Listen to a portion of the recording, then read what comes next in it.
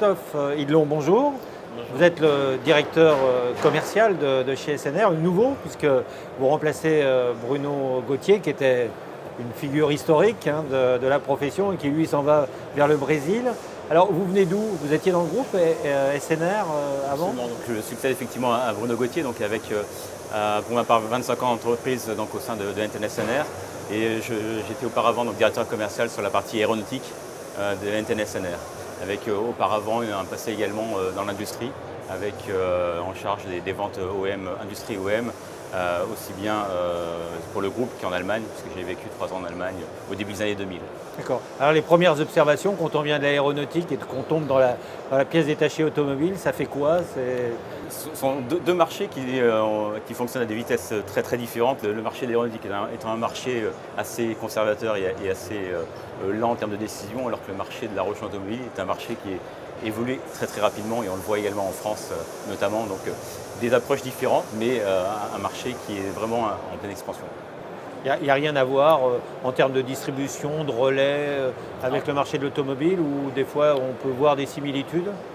Non, les canaux sont assez différents, avec un marché qui est encore très protégé au niveau de l'aéronautique par les OEM, par les constructeurs, ce qui n'est plus le cas sur la recherche automobile et qui s'est ouvert il y a déjà maintenant un peu plus de 10 ans. Donc deux marchés qui sont quand même très différents, effectivement. En tout cas, la FEDA fait tout pour que ça ne se referme pas. On a vu ça, et j'ai eu l'occasion de le voir effectivement lors du CDA du mois de juin, qui était...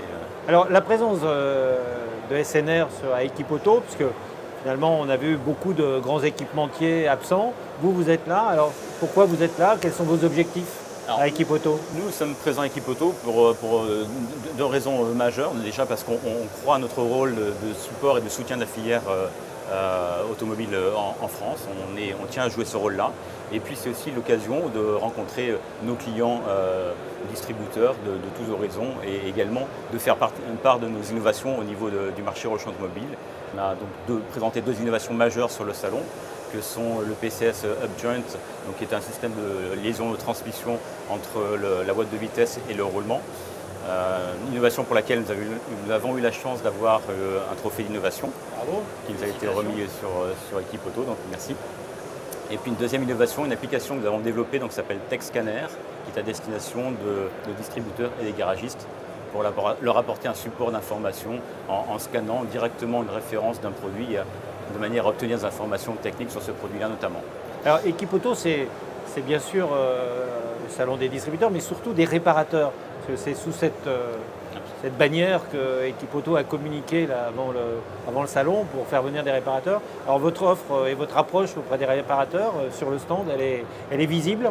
Elle est visible justement à travers TechScanner. On va leur apporter concrètement quand ils ont en fait une question sur un roulement ou un kit de distribution qu'ils sont en train de changer, ils peuvent scanner directement avec l'application TechScanner la référence du produit et obtenir des conseils de montage, des informations techniques, le contenu du kit qu'ils ont devant eux. Et donc ça va leur faciliter en fait la vie aux réparateurs, et puis également aux distributeurs qui peuvent avoir des questions remontées également par les réparateurs. Et ils viennent, les réparateurs, massivement sur votre stand pour prendre en compte toutes ces innovations? On les reçoit avec plaisir, effectivement, et on leur en fait une démonstration de cette application qui est téléchargeable donc sur App Store et sur Android. Et on sent qu'on a déjà en fait des questions qui arrivent et qui nous amènent déjà à penser à des versions futures de cette application et des évolutions. Donc on sent une vraie réponse du marché là-dessus. Alors, bon, vous arrivez dans le monde de l'automobile, vous le découvrez. D'abord, est-ce que vous l'aviez imaginé comme ça?